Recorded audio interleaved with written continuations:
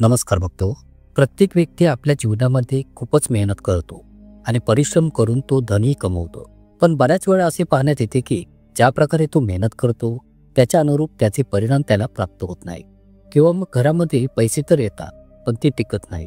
याच प्रकारे घरामध्ये अनेक प्रकारच्या समस्या ज्या आहेत त्या उत्पन्न होतच राहतात आणि त्यामुळे घरामध्ये वारंवार निरंतर अनेक प्रकारच्या समस्यांचा सामना करावा लागतो.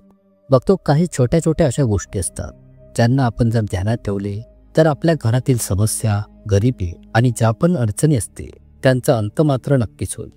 कारण घरातील जी मुख्य कार्ययोजना असते त्याच्या अनुरूप काही गोष्टींचे आपण ध्यान ठेवत नसतो. त्यांच्या कारणामुळे आपल्या घरामध्ये समस्या व अडचणी येतात, गरिबी येते आणि आर्थिक समस्यांना आपणास तोंड द्यावे लागते. तसंच बघतो काही वेळा असेही पाहण्यात आले आहे की बऱ्याच व्यक्ती धनवान असतात परंतु हळूहळू त्यांची आर्थिक व्यवस्था कमकुवत होऊन जाते आणि ते श्रीमंतीपासून गरीब बनून जातात. तर बघतो याकरता काही अशा वास्तुशास्त्रानुसार टिप्स असतात ज्यांना आपणास आपल्या जीवनामध्ये आत्मसात केले पाहिजे. आपल्या जीवनात या गोष्टींना स्थान दिल्याने आपले कोणतेच नुकसान नाही आहे, कारण यांना आत्मसात करण्यासाठी तुम्हाला कोणते वेगळे पैसे खर्च करण्याची आवश्यकता नाही आहे. फक्त आणि फक्त तुम्हाला छोट्या छोट्या गोष्टींचे ध्यान ठेवायचे आहे, कारण की या गोष्टी आपल्या जीवनासाठी, आपल्या उन्नतीसाठी, आपल्या प्रगतीसाठी आवश्यक असतात. जर आपण या गोष्टींकडे ध्यान दिले तर निश्चितच जीवनामध्ये आपण स्वस्थ राहू, सुखी राहू, संपन्न राहू. तसेच माता श्री लक्ष्मीचे आपल्या घरात स्थायी रूपाने वास्तव्य राहील. धर्मग्रंथ आणि पुराणांमध्ये असे वर्णन केलेले आहे की लक्ष्मी जी आहे त्या घरांमध्ये वास करत नाही, जेथील स्थानी व घरात लक्ष्मीच्या विपरीत कार्य केले जातात. तर कोणकोणती ती कार्य आहे जी माता लक्ष्मीला, कुबेर भगवानांना जरा पण पसंत नाहीये. म्हणजेच की या कार्यांना केल्याने कुबेरदेव तसेच श्री लक्ष्मी जी आहे नाराज होऊ शकतात, आपल्यावर रुष्ट होऊ शकतात आणि आपल्या घरात सोडून जाऊ शकतात. त्यामुळे आपल्या घरामध्ये समस्या आणि अडचणी निर्माण होऊन त्यांचे आगमन होऊ शकते. म्हणजेच की अलक्ष्मी आणि दारिद्र्याचा वास आपल्या घरामध्ये होतो. कारण जेव्हा आपल्या घरातून लक्ष्मी निघून जाईल तेव्हा आपल्या घरामध्ये लक्ष्मीची जी दुसरी बहीण, जिचे नाव अलक्ष्मी आहे, जिला दारिद्र्य बोलले जाते, तिचा वास होतो. तर यासाठी बघतो तुम्हा सर्वांना माझी कळकळीची विनंती आहे की या व्हिडिओला अगदी शेवटपर्यंत नक्की पहा आणि ज्या काही गोष्टी मी आपणास आज सांगण्यात जात आहे त्या खूपच महत्त्वपूर्ण गोष्टी आहेत आणि कदाचितच आतापर्यंत तुम्हाला कोणी सांगितले असते. या गोष्टींचे ध्यान जर तुम्ही आपल्या घरामध्ये ठेवाल, आपल्या कुटुंब परिवारात ठेवाल, तर निश्चितच तुमच्या घरामध्ये लक्ष्मीचे स्थायी रूपाने वास होईल. तसेच तुमच्या घरातील गरिबी संपुष्टात येईल.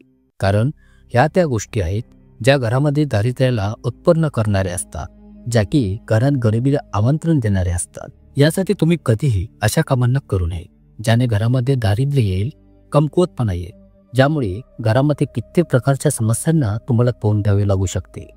तर बघतो सर्वात प्रथम जी गोष्ट आहे ती आहे की ज्या घरामध्ये साफसफाई जपली जात नाही, जेथील घरात घाण कचरा पडून राहत असे, तेथे लक्ष्मीचा वास हा कधीच होऊ शकत नाही. तर सर्वात प्रथम तुम्हाला तुमच्या घराला दररोज नक्की साफसुथरे ठेवले पाहिजे. दुसरे महत्त्वाचे, घरामध्ये प्रत्येक व कोणत्याही सदस्याला सूर्योदयावेळी किंवा सूर्यास्त वेळी झोपता कामा नये. ज्या घरामध्ये सूर्योदय आणि सूर्यास्त वेळी तेथील सदस्य झोपतात त्या घरामध्ये दारिद्र्य येऊ लागते आणि हळूहळू त्या घरातील सुख समृद्धी संपू लागते. यासाठी तुम्ही हाच प्रयत्न करा की घरातील प्रत्येक सदस्याने सूर्योदय आणि सूर्यास्त वेळी झोपता कामा नये. आणि तिसरा महत्त्वाचा बिंदू हा आहे की तुम्हाला सूर्यास्त वेळी कधी घरात झाडू मारता कामा नये. जर आवश्यक असेल तर आपल्या हाताने कचरा जमा करून एका ठिकाणी ठेवावा, पण त्याला बाहेर टाकू नये. फक्त चौथा महत्त्वाचा बिंदू हा आहे की तुम्हाला तुमच्या घरात आलेल्या अतिथींचा व पाहुण्यांचा अपमान व अनादर कधी करता कामा नये. अतिथींना देवाचे रूप मानले गेलेले आहे. जेव्हा पण अतिथी व पाहुणे तुमच्या घरी येतात तर तुम्ही त्यांना गोड भाषेत, मधुर वाणीने त्यांचे स्वागत करू शकता आणि गोड साखर पाणी देऊन त्यांचे तोंड गोड करू शकता. पण त्यांच्यासमोर किंवा त्यांच्या मागे त्यांचा अनादर, अपमानास्पद बोलणे चुकूनही करू नका. त्यांचा अनादर व अपमान केल्याने ते रुष्ट होतात आणि घरामध्ये दारिद्र्याचा व अलक्ष्मीचा वास होऊ लागतो. फक्त पाचवे महत्त्वाचे ते हे की आपली जी नखे असतात ती नेहमी वाढत असतात. काही लोक जे आहेत ते आपल्या दातांनी नखांना कुरतडून कापू लागतात. तर हे खूपच मोठे अशुभ लक्षण आहे. बघतो ज्या घरातील सदस्य नखांना दाताने कुरतडत असतील तर त्या घरामध्ये दारिद्र्याचा वास होऊ लागतो. बघतो नखांना सूर्योदयावेळी व सूर्यास्तावेळी कधी कापू नये. त्यांना फक्त कटरनेच कापावे. नखे कापल्यानंतर त्यांना एका कागदात एकत्रित करूनच बाहेर फेकले पाहिजे. त्यांना घरामध्ये इकडे तिकडे कुठे टाकू नये. याने घरामध्ये नकारात्मक शक्तींचा वास होऊ लागतो. सहावा मुद्दा मी तुम्हाला इथे सांगू इच्छितो की घरामध्ये कधीही बंद घड्याळ ठेवू नये. त्याचबरोबर घरामध्ये जी बंद उपकरणे असतील त्यांना कधीही उघडे ठेवू नका. जसे की बंद टीव्ही, बंद घड्याळ, बंद इस्त्री, कोणता बंद पडलेला मोबाईल असेल, कोणती बंद स्कूटर असेल, अशा प्रकारची कोणती पण वस्तू प्रॅक्टिकल बंद असेल तर त्यांना कधीच उघडी ठेवू नका. त्यांना व्यवस्थित झाकून पॅक करून ठेवावे. कारण बंद यंत्र व उपकरणे जी आहे ती नेहमी नकारात्मक ऊर्जेंना प्रभावित करत असतात. जर काढू शकत असाल किंवा त्यांना रिपेअर करून वापरात आणू शकत असाल तर फारच उत्तम आहे. त्याचबरोबर तुटलेल्या कंगव्याचा, फणीचा उपयोग कधी करू नये. नेहमी लोक तुटलेल्या फणीचा उपयोग करून केसांना उगवत असतात. असे केल्याने घरामध्ये दारिद्र्याचा आणि गरिबीचा वास होतो. यासाठी तुम्हाला तुटलेल्या फणीचा उपयोग कधीही करता कामा नये. त्याचबरोबर ज्या घरातील महिला भगिनी असतात त्या नेहमी काय करतात की उभ्याच आपल्या केसांना उगवू लागतात. बघतो ही चुकीचे मानले जाते. कारण केस उगवायचे असतील तर बसून उगवले पाहिजे. उभे राहून कधी केस उगवता कामा नये. त्याचबरोबर स्वयंपाकघरात किंवा देवघरात कधी केस उगवता कामा नये. असे केल्याने घरातील देवी देवता नाराज होतात आणि घरात दारिद्र्य येऊ लागते. पुढील जो मुद्दा आहे तो हा की घरातील जे सदस्य आहेत त्यांनी कधी खोटे बोलू नये. ज्या घरात जेवढे जास्त खोटे बोलले जाते तेथे दारिद्र्याचा वास होऊ लागतो. जर कोणाचा जीव वाचवायचा असेल आणि कोणत्या व्यक्तीला कोणत्या संकटातून वाचवायचे असेल, तसेच कोणत्या आपत्ती काळात जर तुम्हाला खोटे बोलावे लागत असेल तर ते पाप असत नाही. कारण हा काळ मर्यादित असतो. त्यामुळे अशा वेळी तुम्ही खोटं बोलू शकता, पण विनाकारण तुम्हाला खोटे बोलायचे नाहीये. त्याचबरोबर बघतो तुमच्या घरात तुम्हाला भांडण, तंटे, क्लेश कलह करायचे नाही. ज्या घरामध्ये, ज्या कुटुंब परिवारात भांडण, तंटे, क्लेश कलह होत राहतो तेथून लक्ष्मी कायमची निघून जाते. बघतो बोलले असे गेलेले आहे की नेहमी प्रसन्न राहणे आणि घरात प्रसन्न वातावरण ठेवणे हीच ईश्वराची सर्वात प्रथम भक्ती आहे. आणि म्हणूनच परिवारातील लोकांना आपापसात मिळून मिसळून प्रेमभावाच्या सोबत राहिले पाहिजे. ज्या घरात असे वातावरण असते तेथील लक्ष्मीचा वास सदैव राहत असतो. त्याचबरोबर घरातील सदस्यांनी दररोज एकमेकांना काही ना काही गोड पदार्थ भरवला पाहिजे. जसे की गूळ, साखर व तिळगुळ. असे केल्याने कुटुंबातील सदस्यांमध्ये प्रेमभाव बनून राहील. यानंतरची पुढील गोष्ट आहे ती ही की जेव्हा तुम्ही झोपता तेव्हा सरळ झोपले पाहिजे किंवा मग दोन्ही कुशींवर तुम्ही झोपू शकता. विशेष करून उजव्या कुशीवर झोपल्याने समृद्धी येते, शारीरिक स्वास्थ्य पण टिकून राहते. परंतु उतानी झोपता कामा नये. काही लोकांना सवय असते की ते नेहमी उतानी झोपतात. जर कधी तुमची तब्येत ठीक नसेल, पोट खराब असेल किंवा मग कोणत्या समस्येमुळे जर डॉक्टरनी तुम्हाला सांगितले असेल की तुम्हाला उलटे झोपायचे आहे, तेव्हा तुम्ही झोपलात तर त्यात कोणतेच वाईट नाही आहे. पण विनाकारण जास्तीत जास्त जर तुम्ही उलटे झोपत असाल तर तुमच्या घरात दारिद्र्य व कमकुवतपणा आणि गरिबी येईल. पुढील मुद्दा जो आहे तो असा आहे की घरामध्ये जर तुम्ही पिण्याचे पाणी ठेवत असाल तर त्या पिण्याच्या पाण्याला कधी उघडे ठेवता कामा नये. खास करून त्या भांड्यात झाकून ठेवले पाहिजे. ज्या घरात पिण्याचे पाणी उघडे ठेवले जात असे तेथेही दारिद्र्यता वास करू लागते. यानंतर पुढील पॉइंट आहे घराच्या मुख्य दारावर आपण कधी बसू नये. बघतो नेहमी पाहिले जाते की घरातील जे वृद्ध माणसे असतात, ती महिला व पुरुष असतात, ते कधी कधी घराच्या मुख्य दरवाजाच्या चौकटीत बसून चर्चा करू लागतात, जे एकदम चुकीचे आहे. एकतर आत बसावे किंवा मग बाहेर अंगणात बसावे, पण मुख्य दरवाजाच्या मध्यभागी कधी बसता कामा नये. खास करून सूर्योदय आणि सूर्यास्तावेळी घराच्या मुख्य दरवाजात बसता कामा नये. कारण मुख्य दरवाजाच्या माध्यमातून नेहमी श्री लक्ष्मीचे आगमन होत असते आणि दरवाजात बसल्याने आपण लक्ष्मीला घरात प्रवेश करण्यास अडथळा निर्माण करतो. पुढील महत्वाचे, घरातील बाथरूममध्ये जी बादली तुम्ही ठेवता त्या बादलीला कधीही रिकामी ठेवता कामा नये. म्हणजेच तिला नेहमी भरूनच ठेवले पाहिजे. ज्या घरामध्ये बाथरूममध्ये बादली नेहमी भरलेली असते त्या घरात धनसंपत्ती नेहमी भरलेली राहील. तसेच बाथरूमला ओलं आणि घाण ठेवू नये. त्यात साफसुथरे ठेवून कोरडे करून रात्री झोपण्यापूर्वी सुकून ठेवले पाहिजे. असे केल्याने तुमच्या घरात शांती आणि समृद्धी नेहमी बनून राहील. तसेच रात्रीच्या वेळी जेव्हा आपण जेवण करतो तेव्हा नेहमी काही लोक उष्टी भांडी ठेवून झोपत असतात. ज्या घरात रात्री उष्टी भांडी ठेवली जातात तेथे दारिद्र्य येते, गरिबी येते, तेथे नेहमी अनेक प्रकारच्या अडचणी येत असतात. त्याचबरोबर त्या घरात नकारात्मक शक्तींचा वास होऊ लागतो. यानंतर जे पुढील महत्वाचे आहे ते असे आहे की जर घरामध्ये कोणते पशुपक्षी किंवा पाळीव प्राणी पाळत असाल, कोणत्या जीवजंतूंना तुम्ही पाळत असाल तर तुम्हाला या गोष्टींचे ध्यान ठेवावे लागेल की त्यांना कैद करून कधीच ठेवू नका. जसे तुम्ही पोपटाला कोणत्या चिमणीला पिंजऱ्यात बंद करून ठेवता किंवा मग कोणत्या अन्न पशु पक्षींना वा जीव जंतूंना असे पिंजऱ्यात बंद ठेवून त्यांना एक प्रकारची आपण कळत नकळत शिक्षा देत असतो, तसेच माशांना आपण पाण्यात ठेवतो. कोणते कासव असेल तर त्यालाही आपण पाण्यात ठेवतो.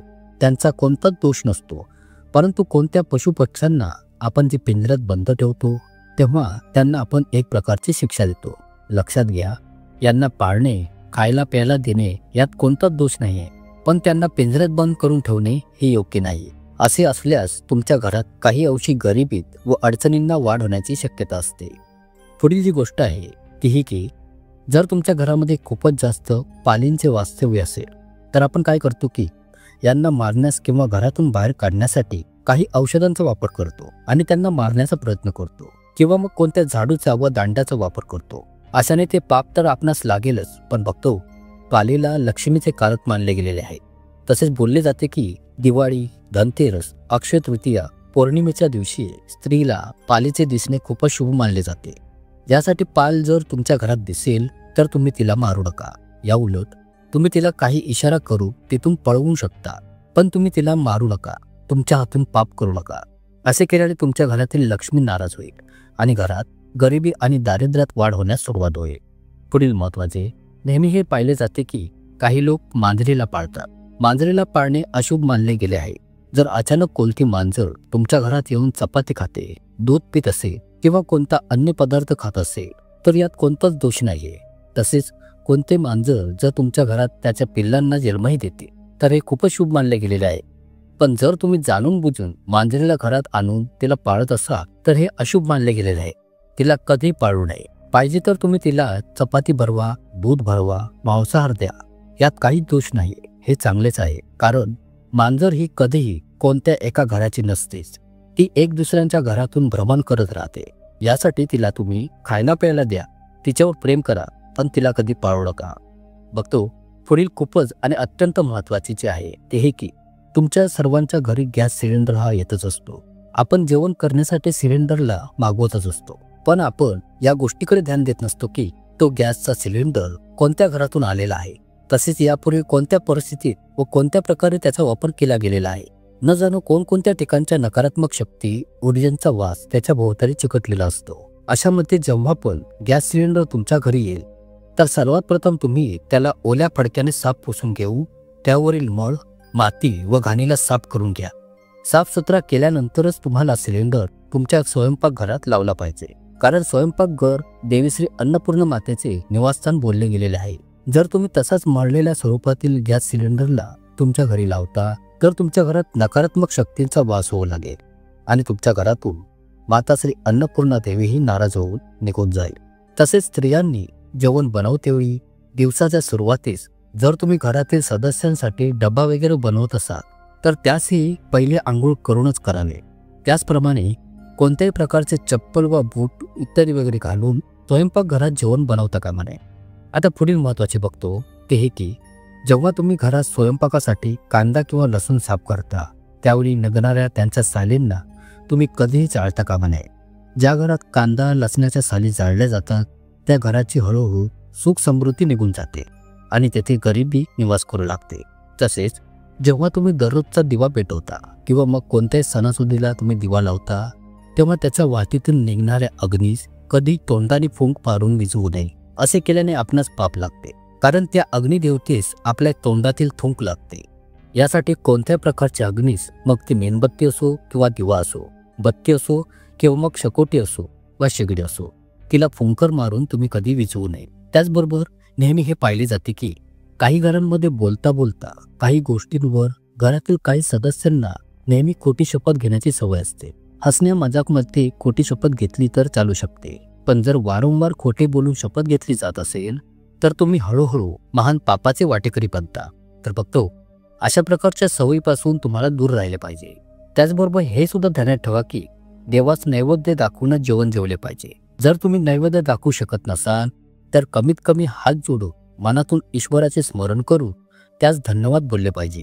जर तुम्ही मांसाहार जेवण जेवत असाल तर अशा वेळी मनात माफी मागून जेवावे. तसेच मुख्य दरवाजाच्या आजूबाजूस कोणत्याही प्रकारचा किरकचरा, घाण किंवा जड वस्तूंना कधीही ठेवू नये. घरात येणाऱ्या कोणत्याही व्यक्तीची नजर अशा वस्तूंवर चुकूनही पडता कामा नये. असे असल्यास घराची समृद्धी निघून जाऊन घरात गरिबी व दारिद्र्य वास करू लागते. त्याचप्रमाणे बघतो, कोळ्यांची जाळीही आपल्या घरात जमू देऊ नका. असे असल्यास वारंवार आपणास त्यास साफ केले पाहिजे. जर तुम्ही असे केले नाही तर तुमच्या घरात अनेक प्रकारच्या नकारात्मक शक्तींचा वास होऊन घरातील लक्ष्मी कायमची निघून जाण्याची दाट शक्यता असते. याशिवाय तुम्हाला कधीही काळोखात बसून जेवण जेवता कामा नये. घरात उजेड नसेल तर थोडा वेळ उजेड करूनच जेवण करा. नाहीतर असे न केल्यास घरात नकारात्मक शक्तींचा नक्कीच वास होत असतो.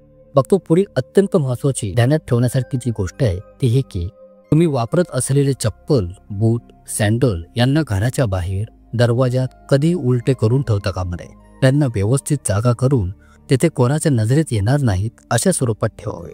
तुमच्या घरी येणारे कोणत्याही व्यक्तीची नजर सरळ त्यांच्यावर पडता कामा नये. ज्या घरांच्या बाहेर अशा चप्पल, बूट जर विखरलेले पडलेले असतील तर त्या घरामध्ये नेहमी लक्ष्मी कधीच वास करत नाही. जेव्हा कोणी तुमच्या घरी साधू संत, ब्राह्मण किंवा कोणी भिकारी व याचक येत असे तर त्यांना कधीच खाली हात मागे पाठवता कामा नये. कमीत कमी एक नाणे दिले तरी चालेल. तसेच त्यांच्या मागे त्यांची कधीही चुकून निंदा करता कामा नये. त्याचप्रमाणे कोणत्याही देवीदेवतांची कधीही निंदा करता कामा नये. कोणत्याही धर्मग्रंथांना विना आंघोळीशिवाय हात लावता कामा नये किंवा त्यांचे वाचनही करता कामा नये. मग ती श्री भगवद्गीता असो, रामायण असो, श्री स्वामी चरित्र असो, सारामृत असो किंवा मग श्री गुरुचरित्र असो. तसेच घरातील महिलांचा कधी अपमान पण करू नये. स्त्रियांना मातृशक्ती मानले गेलेले आहे. ज्या घरात स्त्रियांचा अपमान होतो त्या घराला श्री लक्ष्मी कायमची सोडून निघून जाते. शास्त्रांमध्ये वर्णन केलेले आहे की जेथे स्त्रियांचा आदर केला जातो त्या स्थानी सर्व प्रकारच्या देवीदेवतांचा वास असतो. यासाठी नेहमी आपणास या मातृशक्तीचा आदर सन्मान केला पाहिजे. आणि याशिवाय घरातील जी लहान मुलं असतात त्यांना कधी शिवीगाळ करू नये. लहान मुलं जी की देवाचे रूप मानली जातात त्या शिवीगाळ किंवा वाईट साईड बोलल्यास प्रत्यक्ष परमेश्वराचा अपमान केला जातो आणि त्या घरात गरिबी व दारिद्र्य येण्यास कारणे निर्माण होऊ लागतात. तर या गोष्टीचे ध्यान ठेवा. त्याचप्रमाणे अपवित्र अवस्थेमध्ये देवी देवतांना, जेवणाच्या स्थानास किंवा पवित्र वस्तूंना कधी हात लावता कामा नये. महिलांनी मासिक पाळीत तसेच घरातील कोणी सदस्य स्मशानातून आला असेल तर अशावेळी त्याने घरातील कोणत्याही वस्तू स्पर्श करता कामा नये. प्रथम त्याने आंघोळ करावी. त्याचबरोबर जर तुम्ही कोणाच्या प्रेत यात्रेस जाऊन स्मशानात गेला तर त्या ठिकाणी तुम्हाला चुकूनही हसणे, मजाक मस्ती चुकूनही करता कामा नये. बघतो स्मशान हे एक गंभीर ठिकाण असते. तेथून मोक्षद्वाराची सुरुवात होत असते. त्या व्यक्तीच्या आत्म्यास शांती लाभत असते. शेवटचे आणि अत्यंत महत्त्वाचे बघतो, जेव्हा तुम्ही तुमचे केस कापता त्यानंतर पुढील केस कापण्याच्या काळाची जी मर्यादा असते ही जास्तीत जास्त 40 दिवस असावी. म्हणजेच की केस कापल्यानंतर 40 दिवसांच्या अंतरानेच नंतर पुन्हा केस कापावे. त्यावर जास्त काळ लावता कामा नये. तुम्ही 40 दिवसांपूर्वी कधी कापू शकता.